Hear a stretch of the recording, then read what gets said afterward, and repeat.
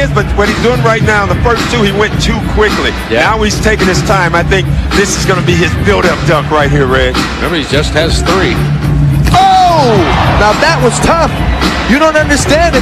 That wasn't easy. It didn't look pretty, but it wasn't easy. It wasn't easy, but sometimes the normal guy who doesn't know a lot about dunks doesn't know how tough that is, Reggie. See, you hope that the judges do. Hey, Kenny, let me ask you, would you rather do 3 straight dunks in a row or have all this time in between each one of your dunks? I'd rather have time to sit around and think about it. I don't know what David Wesley's doing with a camp or. This is great. And he made a great pass. This one is starting to heat up right now. I got to see the replay again. I wasn't even ready to watch it.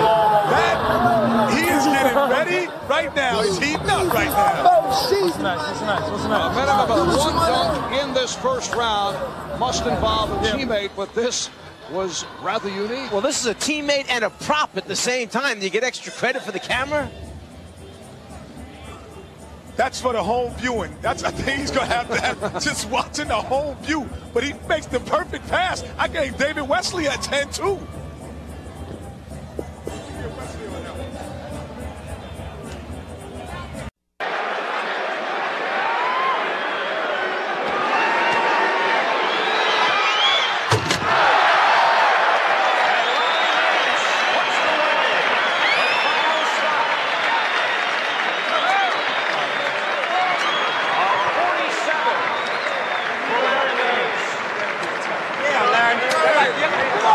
And a score of 40 out of 50 is the number to beat so far.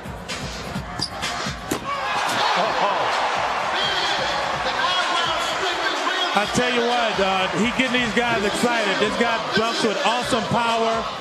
He plays to the crowd. That's an advantage for him and J.R. Riley. They're the guys who play to the crowd better than anybody. They definitely have an advantage. Kenny Walker has locked this up, but now let's see if he puts on an exhibition for his late father and for the crowd in Houston, Texas. Kenny Walker for his 3rd and final dunk on his way to the 1989 Slam Dunk Championship. Oh, yes. Well, that's impressive because he can run him by the basket underneath with a lot of speed, and the timing has to be perfect because he doesn't have those large hands. He cupped it and still was able to reach back and throw it through. Well, you see Kenny Walker, who is our winner, the only one to start in the corner today and to come up from the underneath side of the basket, look at the head, get it out of the way, and then he drives it home. And the thing that's been so impressive about Walker, the hands, the leg, the showmanship that we talked about, the total package, plus the power, he drives it home, and there's no question who is the top dog here at the summit. And Kenny Walker with a 148.1 wins the championship to join the likes of Nance, Wilkins, Webb, and Jordan. He decides to do. Well, you know, He's going to bring out a blindfold. hold it. He got Dan Marley, the blindfolded, his teammate, who's also playing in the All-Star game tomorrow. Now we got some creativity here now. Well, I hope he can see out of this because I hope he don't hit that rim head first. I'm not believing this. Blind. Here comes Matazos. Yes!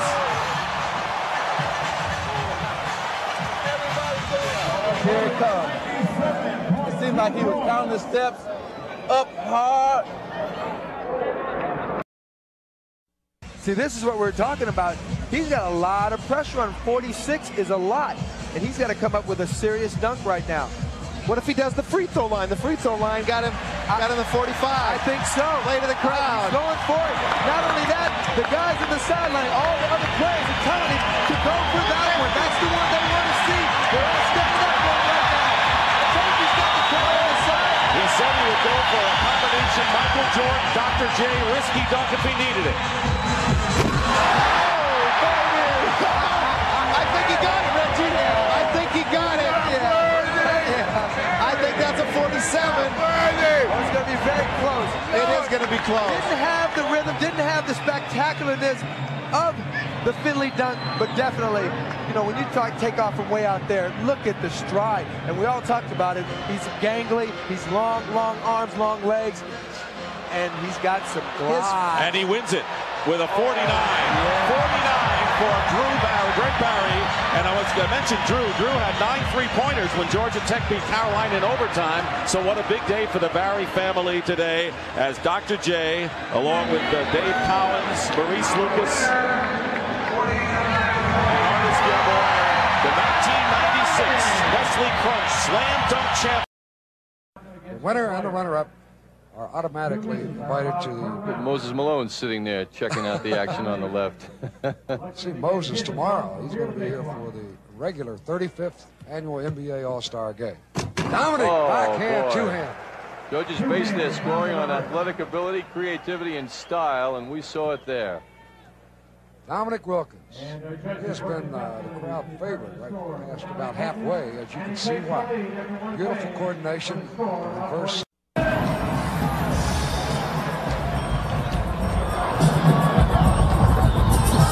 Justin Mason once again making contact with teammate Rashard Lewis. Took a couple of hits. Rashard Lewis hugging him and thanking him for not landing on him. Next one, I'll also hook up.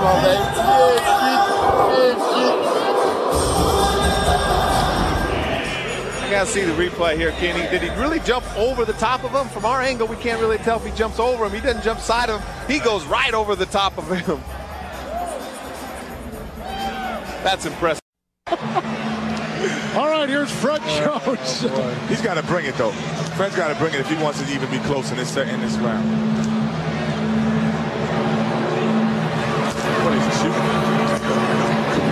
My fault. That looked like my shots. Yeah. We're shooting stars. Steve, you still a better shooter than Kenneth Smith will ever be.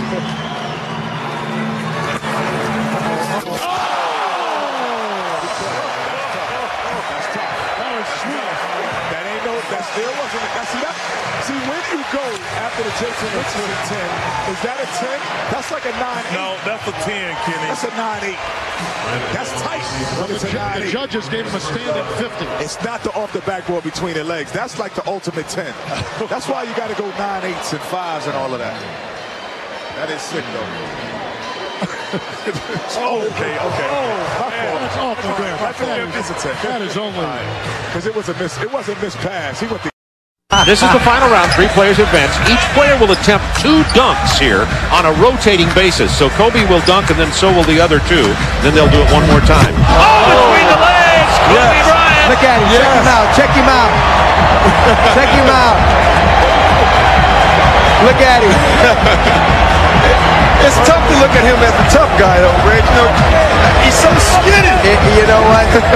It ain't a fight, Doc. It ain't a fight. Boy, the boy got some rhythm and flavor. And after he dunks this ball, check him out. Nice between the legs over the top. Look at him. That is so difficult. Some people can't dribble between their legs. He's dunking between his legs. Let's see what the judges give him. Oh, yes. Yes. Yeah, boy. There's the Hulkster. Here to come up with a big one. Of course, a lot will depend upon what happens with Dominique, but hey, this is still wide open. Remember, Dominique has used his replacement dunk. Now, he likes one here. I don't know if he's going to do it where he takes off and then comes over the other side of the basket behind his head. Ooh. A two-handed windmill jam. And Cliff Leverson, his Atlanta teammate, came up. You saw the look of Magic Johnson and Isaiah Thomas. When you impress these guys, that's good. Look at this. I mean, look at this power. I mean, you know, he makes it look so easy. It looks routine. Yeah, normally you see a windmill with only one hand. This time, Neek plants those 2 feet, gets that great vertical lift, and look at boom, takes it around the windmill, 2 hands, back up, and then power. D. Brown about to put the icing on the cake. His 3rd dunk. No replacement coming, though. Had a replacement earlier. Swaps balls. You see how far away he is. Oh, my. That's the cherry on the sundae. Sean Kemp knows it. Everybody knows it. D. Brown, 22-year-old rookie. In the house. Oh, man. Watch him hide his eyes. The blind dunk. He's got the Johnny Mose. Pull the plug, let's go home. Turn it out. The no-look dunk. About Kenny Smith right now. Well, what he's doing right now is just showing creativity, and he's done a lot of timing dunks, and he's been nailing them. And I think he's probably even surprising Dominique.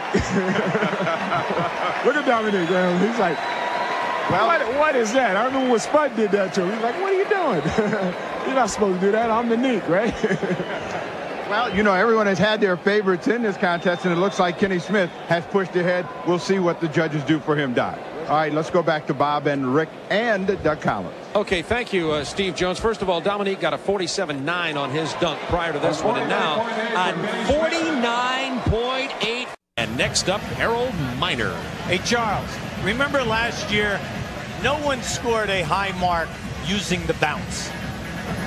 Well, I think the main thing is that dunk really makes a dunk easier when you bounce it, because you can use your talent really doesn't matter as much. It's a lot more talented to dunk with the ball in your hand than it is off the floor or off the glass. Harold Miner, the rookie from Miami.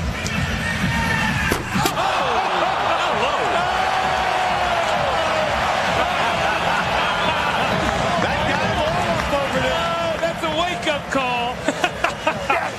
That's the most exciting dunk we've seen in 2 years. That's right. He brought that one from his toes. All right, let's listen to this now. Let's just watch and listen to Harold Miner. Well, watch how far he brings it down.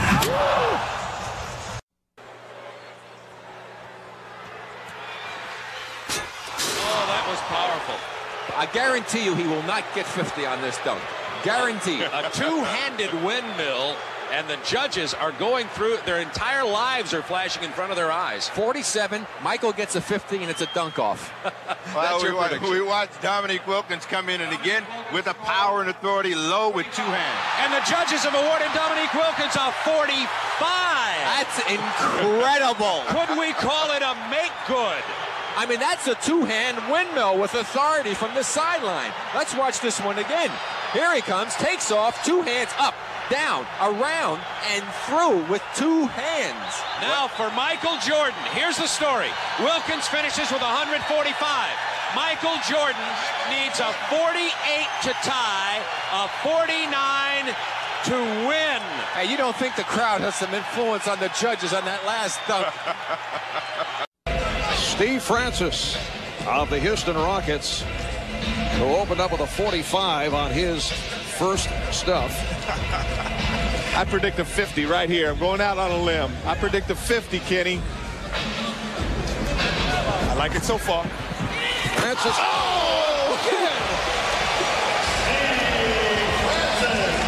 It appeared that the bounce was behind his head, but able to save it and put it home.